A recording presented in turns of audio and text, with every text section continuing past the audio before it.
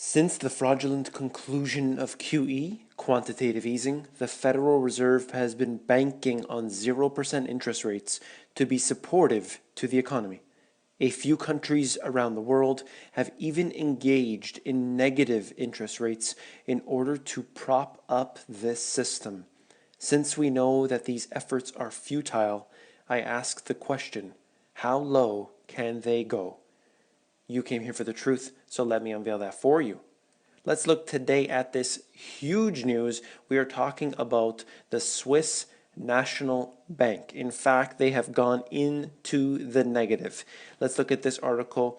A tiny Swiss bank specialized in financing social and environmental projects will, on January 1st, go where no retail lender has gone before, applying negative interest rates on individual clients.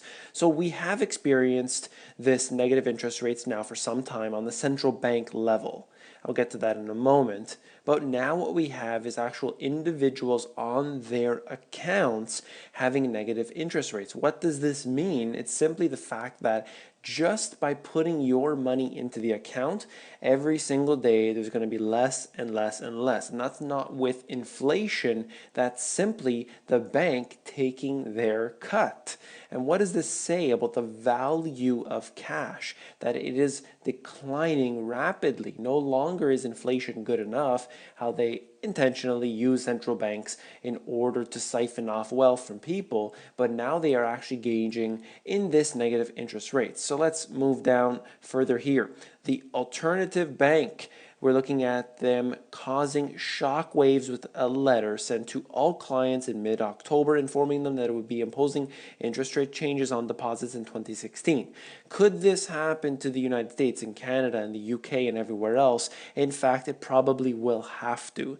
This is all because of the systems that they have set up. They have run their course on quantitative easing for now, of course. We can expect a QE4 at some point, but when you get down to zero and the economy is not doing well, you have two options. You can engage both of those options, whether that's a QE4 or, depending on the country you live in, simply another round of quantitative easing, or in certain cases, you can accept money from the Federal Reserve. We saw how that worked out, but we'll have to see where this all goes. Let's move down this article here. For current accounts, the bank said it would impose a minus 0.125% rate while slapping a 0.75% rate on the client deposits higher than 100,000 Swiss francs. So of course this is the way they do this, is a tiptoe effect. Not everyone gets affected all at once, and of course they are able to acclimate the public into accepting a higher and higher, let's call it a tax.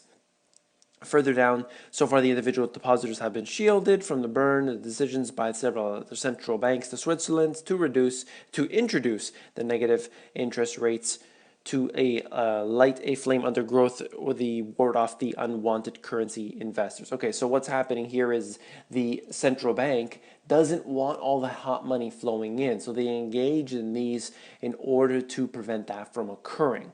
I would like to note how we have different central banks around the world engaging in the negative interest rates. Just wanted to mention that fact that yes, in fact, Switzerland has done this, Sweden has done this, and we could see other central banks around the world doing the same thing. We could see how we have Canada at close to zero here. We have others like the Czech Republic, Denmark, the Eurozone itself. Hungary is close by at 1.35%. Israel's practically at 0%. We have Norway close by, and the list goes on. All of the central banks around the world are basically forced into reducing their interest rates just to keep up with the United States, with the other big boys around the world. This is unfortunately going to be a worsening scenario because what we have right now is, let's say, 0% interest rates. The economy is not doing well. Look at the stock market, even using that as an indicator, which I don't even like to. But without a QE4 or without a negative interest rate scenario, we're not going to have any growth. That's all for this video right here. As I said before, I'm still working off my phone, so please just bear with me while I can do this here. And as soon as I can get back to my computer, I will get you some better videos, more in depth. Until then, If you haven't seen this already, I would definitely suggest going over to my website, checking out the free e-course. It is a really good explanation, very simple explanation with diagrams and pictures. So you can go over to themoneygps.com and click on the link for free e-course for more details. Take care.